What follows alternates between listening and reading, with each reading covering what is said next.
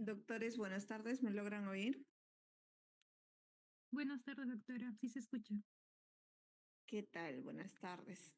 Eh, Vamos a empezar el tema de hoy. Yo sé que muchos están con el tema de la comida, han estado en prácticas el día de hoy, así que vamos a empezar. ¿Sí? Sí logran ver las diapositivas, ¿verdad? Sí, doctora, sí se ve. Ok, doctores, el día de hoy vamos a tocar un tema muy importante asociado a la altitud, que es el edema agudo de pulmón en las alturas. Quien les habla es la doctora Iris Puente, soy médico neumólogo. Entonces, antes de hablar de esta patología, es importante reconocer cómo es que se clasifica la altitud. Recuerden que por debajo de los 1500 metros sobre el nivel del mar se considera una baja altitud. Entre 1500 a 3500 una alta altitud. Entre 3500 y 5500 muy alta altitud. Y por encima de los 5500 una altitud extrema. ¿Por qué esto es importante? Porque se ha visto que diferentes patologías como el mal de montaña aguda o el edema agudo de pulmón o cerebral asociado a la altitud es más frecuente a nivel de ciertas altitudes. Y esto se da con una incidencia más o menos de un caso por cada 10.000 habitantes. Recuerden que en el caso del pulmón es un edema de origen no cardiogénico y por lo general aparece a los 2 a 4 días después del ascenso por encima de los 3.000 metros sobre el nivel del mar. Recuerden que nosotros, antes de hablar de esta patología, nosotros respiramos el aire ambiental y este está compuesto por diferentes gases, predominantemente el nitrógeno con un porcentaje de 78.09, el oxígeno con 20.93, el argón 0.94 y otros gases como el dióxido de carbono en un porcentaje de 0.03%. Recuerden que de estos gases, el nitrógeno no va a atravesar la membrana alveolo capilar tan fácilmente, a menos que sea por una gradiente de presiones, pero normalmente no se da esto. También debemos recordar que independientemente de la altitud a la que nos encontremos, la concentración del gas, en este caso del oxígeno, es la misma, ya sea que estemos a nivel del mar o en el punto más alto de la geografía, como es el Everest. ¿Qué es lo que va a cambiar? Lo que realmente cambia no es la concentración, sino su presión parcial del gas, en este caso el oxígeno. ¿Cómo se calcula la presión parcial de este gas? Va a ser la presión atmosférica, que sí varía según la altitud, multiplicada por la concentración de ese gas, que en este caso sería 0.21 porque es la concentración del oxígeno. Entonces, ¿por qué esto es importante? Porque a medida que nosotros ascendemos o alcancemos niveles de altitud importantes, vamos a ver que la presión barométrica va a ir descendiendo. Y así como desciende la presión barométrica, también va a descender o disminuir la presión parcial del oxígeno en el medio ambiente. Es por ello que si vemos este gráfico, vemos que a presiones barométricas más altas, la presión parcial inspirada del oxígeno va a ser mucho mejor. Pero si alcanzamos altitudes importantes como en el Everest, la presión barométrica disminuye importantemente y por ende también disminuye la presión parcial del oxígeno inspirado. Es así que si comparamos ciudades importantes como por ejemplo a nivel del mar a 0 metros, que nos encontramos a 760 milímetros de mercurio, vamos a tener una presión parcial del oxígeno en el medio ambiente de más o menos 159 milímetros de mercurio. ¿Cómo se calcula eso? Multiplicando la presión barométrica por la concentración del gas, que en este caso queremos analizar el oxígeno, sería por 0.21 y eso nos da 159.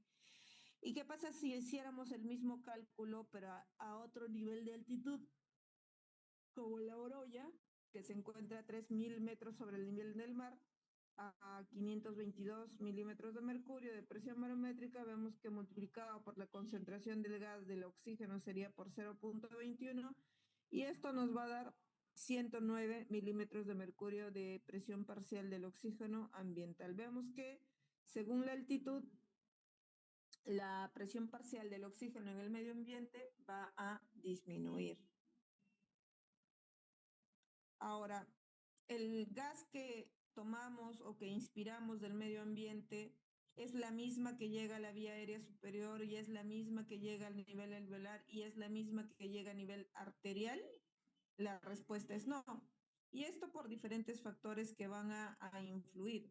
Por ejemplo, vemos que una vez que nosotros inspiramos el aire del medio ambiente, a nivel de la vía aérea superior vamos a tener el efecto del vapor de agua. Este vapor de agua va a ejercer cierta presión, por lo cual va a alterar la presión parcial del oxígeno en la vía aérea superior. ¿Y cómo calculamos esta presión parcial de oxígeno en la vía aérea superior? Lo vamos a calcular con la resta de las presiones atmosféricas menos la presión de vapor de agua y todo esto multiplicado por la concentración del gas, en este caso 0.21 del oxígeno. Esta presión parcial del oxígeno de la vía aérea superior es también conocida como la presión inspirada de oxígeno. Y otra vez se calcula la presión atmosférica menos la presión de vapor de agua, que suele ser 47 milímetros de mercurio, y toda esa resta multiplicada por la FIO, que sería la fracción o la concentración del oxígeno el medio, en cualquier medio de punto de altitud del medio ambiente, que sería por 0.21. Así, entonces, si quisiéramos calcular a nivel del mar la presión parcial del oxígeno de la vía aérea superior, vemos que sería de 150, comparado con el punto más alto, que sería del Everest, que baja a 43. Entonces, la presión parcial de la vía aérea superior o la presión parcial del oxígeno de forma inspirada va a ser mucho menos que la presión parcial del oxígeno a nivel ambiental. Después tenemos otro segundo factor que va a influir en la caída de la cascada del oxígeno cuando inspiramos, y este es dado por la ley de Dalton. Se dice que la sumatoria de los gases en una mezcla, cada presión parcial de dicho gas va a ser proporcional para que nos dé la sumatoria de la presión parcial final del gas en total. Es así que el CO2 va a agregar un volumen de más o menos 5.8% de volumen, que esto va a influenciar sobre la presión parcial del oxígeno y va a intervenir en su caída. Es así que a nivel alveolar vamos a tener el efecto del CO2. Para calcular la presión parcial del oxígeno a nivel alveolar, vamos a calcular de nuevo la presión inspirada de oxígeno, que era la presión atmosférica, menos la presión vapor de agua, que son 47 milímetros de mercurio, y eso lo voy a multiplicar por la fracción inspirada de oxígeno, que si está FIO ambiental sería 21% o 0.21. Y a eso le voy a restar la presión alveolar del CO2 entre una constante que suele ser 0.8. Esa presión alveolar del CO2 es la que vamos a calcular a través de la gasometría.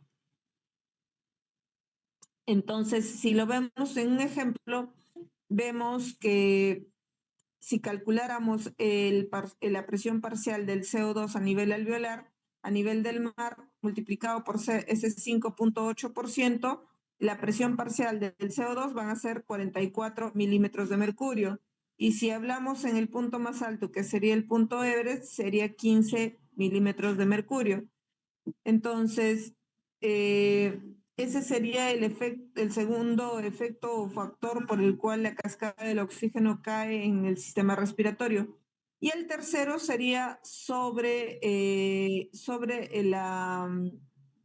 la presión parcial del oxígeno a nivel arterial, es decir, después del intercambio. Recordemos que después del intercambio, que se da por una gradiente de presiones en la membrana alveolo-capilar, va a haber un porcentaje de sangre que no va a pasar por la oxigenación del sistema circulatorio menor, es decir, un 4% de todo el gasto cardíaco va a pasar por un shunt anatómico, es decir, no se va a oxigenar. ese 4% va a hacer que la presión parcial del oxígeno al final no sea como el que hemos inspirado a nivel alveolar, sino que sea menos. Por ejemplo, la presión alveolar del oxígeno a nivel alveolar es de 109, pero si le vemos a nivel arterial no pasan esos 109, sino que baja a 99 milímetros de mercurio. Y esto es por el efecto de ese shunt anatómico del 4% del gasto cardíaco. Entonces tenemos tres componentes que van a influenciar en la caída de la presión parcial del oxígeno en el sistema respiratorio. A nivel superior de la vía aérea encontramos el efecto del vapor de agua. Hasta a nivel alveolar vamos a tener el efecto de la presión parcial del CO2 y después de este vamos a tener el efecto del shunt anatómico. Entre estos tres factores van a intervenir en la caída de la presión parcial del oxígeno y explican por qué la presión parcial final a nivel arterial del oxígeno no es la misma que estamos inspirando del aire ambiental. Hasta acá, dudas, preguntas, doctores. Esto es muy importante. Esto explica por qué las presiones parciales del oxígeno van cayendo y van siendo mucho menores respecto al ambiental. Listo. Si no hay dudas, continuamos. En este gráfico vamos a poder visualizar cómo las presiones parciales del oxígeno van cayendo según su localización y según la altitud a la que nos encontremos. Por ejemplo, vemos que en la línea inferior es aquella presión parcial a nivel ambiental a una altitud de 5.800 metros sobre el nivel del mar, mucho menos comparado a aquel paciente que se encuentra a nivel del mar y tenemos una presión barométrica de 760. Entonces vamos viendo que las presiones parciales van a ir cayendo según la altitud a la que nos encontremos y la diferencial va a ser muy importante según la localización a la que estemos tratando de evaluar esa presión parcial de oxígeno. En conclusión, la presión parcial del oxígeno a nivel arterial, a nivel del mar es 95 a 99 milímetros de mercurio y si vamos ascendiendo en altitud va cayendo esta presión parcial por los diferentes factores que hemos mencionado anteriormente. Y lo mismo pasa con la presión parcial del CO2. Ahora, ¿para qué nos sirve todo lo que acabamos de leer? Esto es importante porque decíamos que por encima de los 1.500 metros sobre el nivel del mar ya vamos a encontrar cambios fisiológicos y en algunos pacientes vamos a evidenciar la presencia de patologías asociadas a esta altitud, pero donde sustancialmente se va a evidenciar a plenitud de estas patologías van a ser por encima de los 2.500 metros sobre el nivel del mar, en donde nosotros como humanos somos más susceptibles a presentar enfermedades agudas asociadas a esta altitud. Y una de las más frecuentes que suele suscitar es el famoso mal de montaña aguda o soroche. Esta se caracteriza por presentar cefalea y una más de las siguientes síntomas. Puede haber anorexia, náuseas, disnea, alteración del sueño, etcétera. Esto por lo general se produce a las 6 o 12 horas después de haber ascendido por los 2.500 metros sobre el nivel del mar y puede incrementar o variar su incidencia más aún en aquellas personas no aclimatizadas y definitivamente también va a variar según las características del paciente que vayamos a evaluar. Por ejemplo, si hablamos de factores de riesgo, va a importarme bastante de todos estos que voy a mencionar, dos en especial. Una, que es la velocidad del ascenso, es decir, qué tan rápido asciendo a estos puntos de riesgo de altitud en las cuales voy a tener el riesgo de desarrollo de estas patologías. Y el segundo factor importante va a ser la historia previa de esta patología en altitud. A eso se suma otros factores como las edades extremos de la vida, el ser mujer, por ejemplo, o los obesos. Entonces, el edema agudo de pulmón asociado a la altitud va a ser aquel caso o situación en el que el individuo va a perder la resistencia a esos niveles de altitud y va a empezar a presentar tos seca intermitente, disnea progresiva, que puede llegar incluso al reposo. Al examen físico vamos a escuchar estertores, crépitos, puede haber evidencia de un tos con esputo asalmonado o rosado y espumoso, y en los casos serios o severos puede aparecer la cianosis. Esto definitivamente se va a desarrollar 2 a más días después de haber alcanzado altitudes por encima de los 3.000 metros sobre el nivel del mar. Es menos frecuente por encima de los 2.500, pero todavía es factible. En esta tabla podemos ver que vamos a tener los síntomas, signos y diagnósticos diferenciales según cada patología. La más frecuente y conocida es el edema agudo de pulmón, seguida del edema cerebral pulmonar asociado a la altitud y el edema pulmonar asociado a la altitud. Dentro de los síntomas, otra vez recuerden la disnea progresiva hasta el reposo. Tenemos fiebre. Recuerden que un edema agudo de pulmón asociado a la altitud puede estar acompañada de fiebre, malestar general, ortopnea, puede haber esputo asalmonado, etcétera. Dentro de los signos, clínicamente vamos a encontrar un paciente taquipneico con una disminución de la saturación de oxígeno, puede haber fiebre, puede estar asociado incluso con un edema agudo de cerebro asociado a la altitud. Y hay que considerar ante estos síntomas y signos diagnósticos diferenciales como el síndrome de hiperventilación o un embolismo pulmonar o incluso una neumonía. Recuerden que existen 2 factores de riesgo más importantes que los demás, que serían la altitud que se alcanza con un rápido ascenso y niveles de altitud importantes con esas velocidades de rápido ascenso. Vemos que aquellas personas que tienen antecedentes desconocidos de esta patología, pues la incidencia puede ir a un 0.2% si ascienden a 4.500 metros en 4 días. Va aumentando si es por encima de 5.500 en 7 días con un 2%, y esto puede ser hasta un 6 o 15% si alcanzan altitudes en 1 o 2 días, según lo mencionado. Y esto definitivamente va a ser más aún en aquellos que ya han tenido episodios semejantes y el riesgo puede duplicarse o ser mucho mayor comparado a estas pacientes. Si logramos descubrir un paciente con esta patología, la mortalidad puede estar alrededor del 50% en estos pacientes, dado el gran efecto, el efecto de la altitud sobre los cambios fisiológicos a nivel respiratorio, principalmente el edema de pulmón de tipo no cardiogénico, y esto se produce exactamente por la vasoconstricción pulmonar hipóxica exagerada que suscita en esta patología, con el aumento de la presión de la arteria pulmonar, y esto genera pues una fuga capilar hemorrágica no inflamatoria en los pacientes.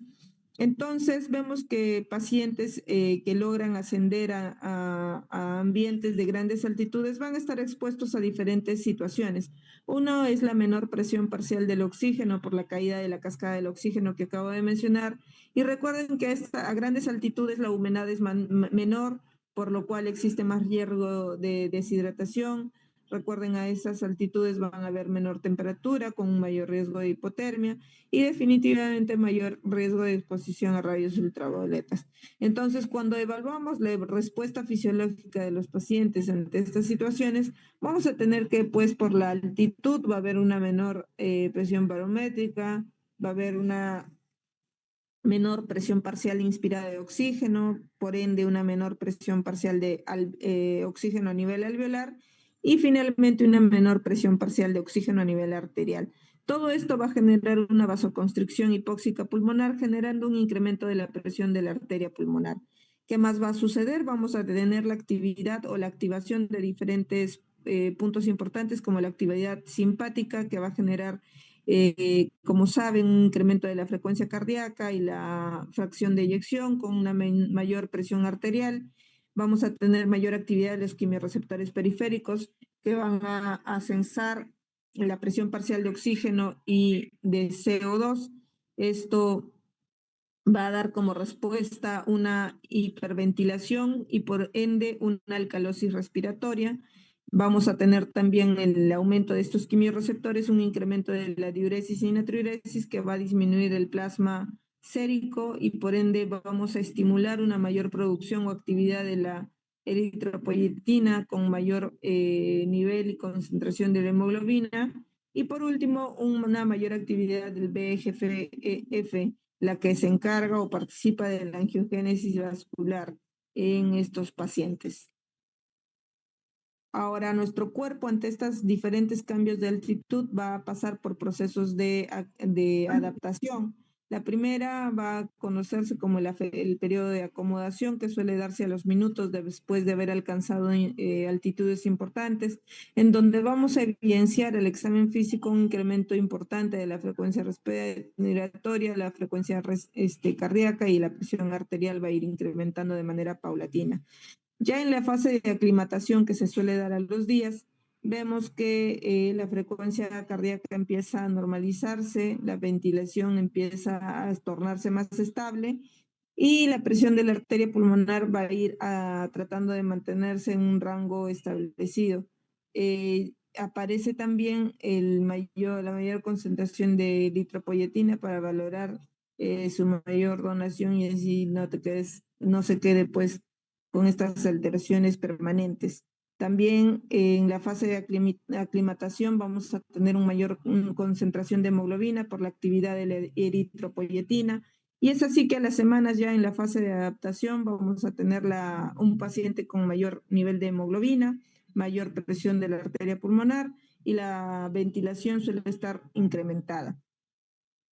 Entonces, los componentes de una patología asociada al mal de montaña agudo o asociada al mal de montaña en la altitud va a incluir patologías como el edema pulmonar, el edema cerebral, entre otras, y estas son las más frecuentes definitivamente.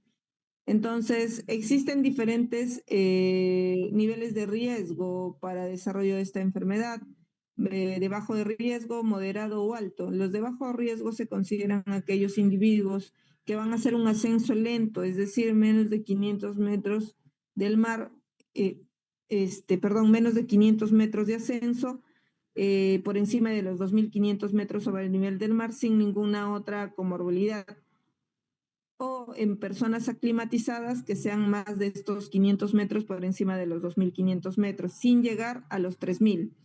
En cambio, existe un riesgo de moderado de desarrollo de esta enfermedad cuando se hace un ascenso mucho más rápido, es decir, más de 500 metros de ascenso por encima de los 3.000 metros sobre el nivel del mar, y de alto riesgo cuando hacemos un ascenso rápido, es decir, más de 500 metros por día, con altitudes de objetivo mayor a los 4.000 metros sobre el nivel del mar.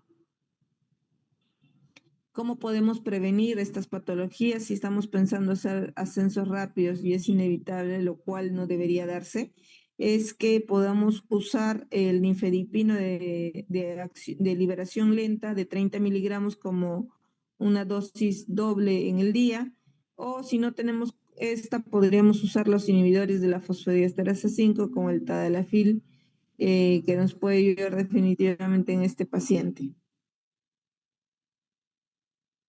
Respecto al tratamiento, recuerden que la primera pauta e indicación de tratamiento en estos pacientes es hacer un descenso lo antes posible de estos niveles tan altos o tan significativos de altitud, dado que mientras persista su permanencia en estos niveles, los síntomas y las molestias y el deterioro del paciente va a ir persistiendo. Entonces, una de las medidas más importantes en general es el descenso en cuanto sea posible del paciente a menores altitudes y a la par hay que ir administrando soporte oxigenatorio, podemos usar las cámaras hiperbáricas de ser posible, si es que contáramos con ellas, para poder hacer, hasta poder lograr la evacuación y descenso de este paciente en estas condiciones. Si tuviéramos medicamentos, ¿qué medicamentos podríamos usar en esas situaciones? Es el nifedipino de acción de liberación lenta, de entre 60 a 80 miligramos por 24 horas. Esto es con un grado de nivel de evidencia de 1C. Podríamos usar también agonistas, ya beta 2 agonistas, pero con una indicación, un grado de recomendación 2C, sildenafilo también 2C, dexametasona 2C. Como vemos, es importante tratar de lograr dentro de las recomendaciones, lo más importante es evitar un ascenso rápido y en lo posible, si contamos con todos estos medicamentos preventivos, usarlos. ¿Dudas, preguntas, doctores? Doctora, yo tengo una consulta. Sí, Con respecto al manejo de las enfermedades de altura, ¿es también conveniente usar la acetazolamida, ya que se usa en mal de montaña agudo, pero en este caso no lo vi dentro de las indicaciones o no se prescribe en exacto, este doctor. caso? La acetazolamida es un preventivo, pero más no para el edema agudo de pulmón. En realidad es para prevenir los síntomas del mal de montaña agudo, es decir, de la cefalea, esa sensación de malestar, el famoso soroche, ¿no? La acetazolamida pudiésemos usarlo. Ahora, ninguna de estas van solas, ¿no? Decíamos en las definiciones que por lo general el mal de montaña agudo va acompañada o del edema cerebral asociado a la altitud o del edema de pulmón asociado a la altitud. Entonces, no estaría mal usar estas dos medicamentos si es que vamos a hacer ascensos importantes, ¿no? La acetazolamida para la prevención de los síntomas del mal de montaña agudo, o sea, del soroche, y si vamos a alcanzar altitudes importantes, o si hay los factores de riesgo mencionados, en donde pudiésemos evidenciar un potencial en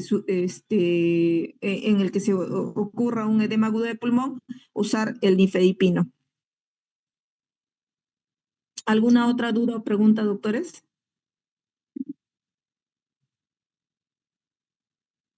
Esta tablita de acá es la tablita resumen de todas las patologías asociadas a la altitud.